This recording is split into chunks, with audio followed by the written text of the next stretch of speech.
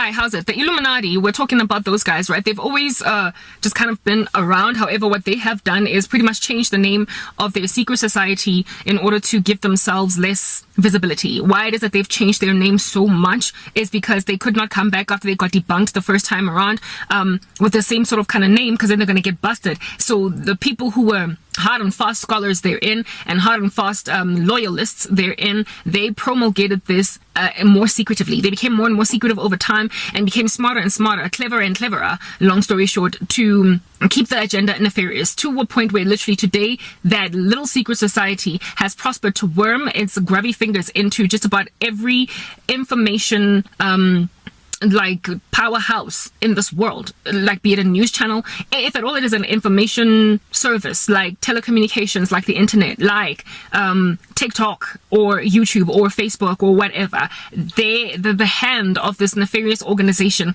is in it. And if you control information, you control people. If you control the centralized place where people come to find out stuff about each other, you control where the world is going next. They have been failing, they've been falling, just like the Tower of Babel all along has been crippling, has been getting like brought down over and over again. They are a Tower of Babel that has attempted to build and rebuild and rebuild. Indeed, just like the nefarious agenda of Satan from the very get-go, to take over heaven, to become like God, to exalt himself above the Most High and be like God, to exalt himself above the stars of heaven and all that jazz. So too have these figures who are like their father the devil been trying to exalt themselves above societal normalcy, what it is that we understand to be ours. They've been wanting to run us all, two or three of them, but all of us, using an omnipresence that they have created, literally a self-deification, because they all indeed are like deists, okay? They were not historically as omnipresent, or at least the look of omnipresence. They were also historically not as omnipotent, or at least the look of omnipotence as they currently are. What the information age has done for such nefarious esoteric bodies is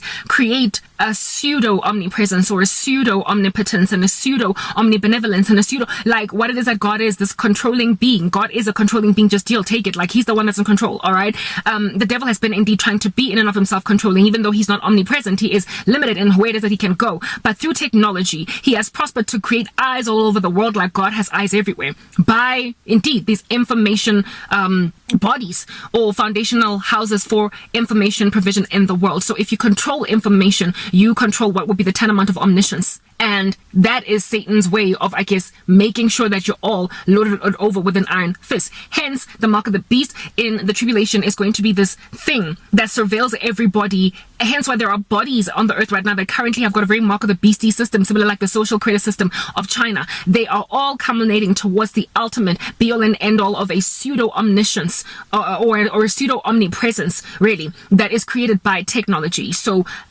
tech giants and information giants and people who are just like super freaking too wealthy for their own liking on the planet are pontificating the colonization of information on the earth so that they can do what Satan has been wanting to do all along: exalt themselves above the Most High and be like God. Who we are as human beings are these creations made in his image, and so we carry his authority on the earth. The devil is trying to coo that away. He has already been, condemned already, okay? So like he's going to the lake of fire, it's done with him. He's got a short amount of time left remaining. So what presence of God dwells in us, the image of God in us as the human race, and also the prospect of at redemption for us, the possibility for us to get restored to him when he doesn't have that anymore, is the be-all and end-all of the bane of his existence. He is still trying to take over God.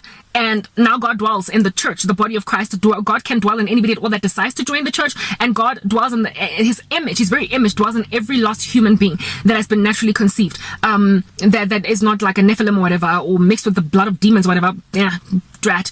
All that, anybody at all that has been naturally a human being from birth, recognized as such from heaven, all right? They are the threat to the devil of some form of like deist culture on the earth. We are with the image of God in us, so we're not God, but we are representatives or ambassadors of God on the earth, meaning that we've got indeed, just like God, authority above him, and he's trying to lord it over that, coo it, destroy it, decimate it, undermine it, pull a rock from under its feet and throw it under the bus. And so what he will do has caused the thwarting and the cancelling of people who are still operating very foundationally in that image of God, and who disregard or are disquieted or discontented by the prospect of just losing all of that, just because like somebody decided that this is how I'm going to run the show. Like, I understand that if you're going to take over the creator of the universe, you are going to have to either be him or be bigger than him, or knock him out of the way and pretend that he was not bigger than you. That is what Satan tried to do. So what then are these global elites trying to do? They are trying to either like literally take away the authority of God in us so that they can nicely pretend that it never existed in the first place, and come up with a brand spanking new set of rules as to how to be human.